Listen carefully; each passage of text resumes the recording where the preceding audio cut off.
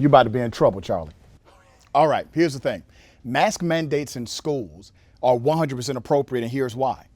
First of all, the vast majority of American voters actually support mask mandates for school teachers and for those who are inside of the school system.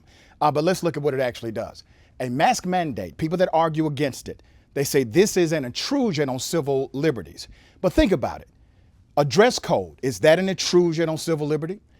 A vaccination mandate, is that an intrusion on civil liberty? Let me bring you back to K through 12 education again. 100% of all public schools in the United States of America require vaccination to enter. That's your vaccine passport already in play. 92% of private institutions require a vaccine in order to attend. Let's go to the mask mandate. The mask mandate protocol is in place for the safety of students. This is based on verifiable science. 90% of those in the field of science, the field of study, they say that yes, it actually decreases the spread of COVID-19. But now you have people around this country, literally, rather than throwing on the mask, they rather throw fists. They're fighting school teachers. They're fighting those that oppose them, and they are threatening to fight school board members because of a mask mandate. I have not seen this kind of activity at school board meetings over anything except for these mandates. But remember, mandates are already in place. School boards have the statutory authority to implement administrative law given to them by the states based on the construct of the 10th Amendment of the U.S. Constitution. These school boards are well within their constitutional right and statutory authority in order to implement such a protocol. Just as they have the ability to say, here's the dress code, here's the vaccination requirement, here's the teacher credentialing requirement, and here's what it takes to pass to the next grade. Very good. Thank you, Dr. Richey. So here's how to first respond. First of all, we have to ask ourselves the question, is the Chinese coronavirus or the Fauci virus a serious threat to children? That's the first question.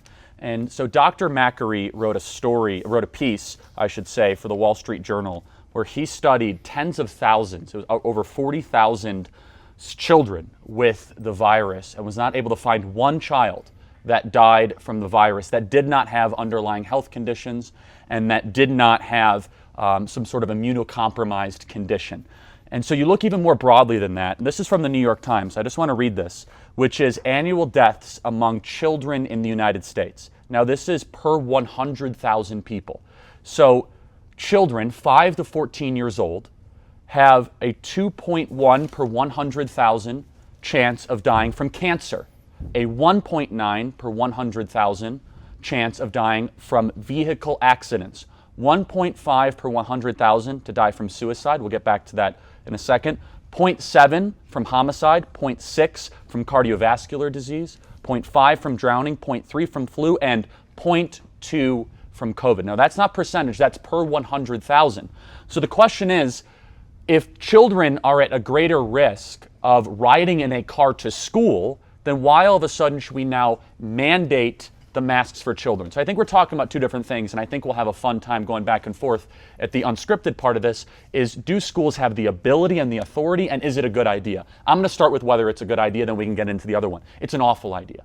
It's bad for interaction. It's bad for childhood development. We already see the increase in mental health issues that I will go through some of the numbers associated with that, but everyone has kind of experienced that in their own way. And saying to a child who is not at considerable risk of dying from a certain virus that you must change the way you interact, I think is child abuse. And the floor is yours. All right, you have 1 minute, Dr. Richey. All right, so let's talk about the numbers. Yes. Okay. The Delta variant has changed the game in many ways, where now you have children who not only have the virus, but they are experiencing adverse reactions from the virus like never before. I'll take you to a place called Jackson County, Mississippi. There's a school superintendent. This guy decided to ignore all COVID-19 protocols. He says he's going to live a life that's external of the fear of the pandemic. Well, his school system, they have a 7% COVID positive rating. They've already lost a school teacher. Here's the other dynamic that people aren't considering. You think children go to school in silos? These children who can be carriers of COVID-19 can infect their social environment, such as their parents, their grandparents, other peer groups, people that their families associate with. And then it becomes an issue of the ecosystem of our safety, not just the silo of the school system.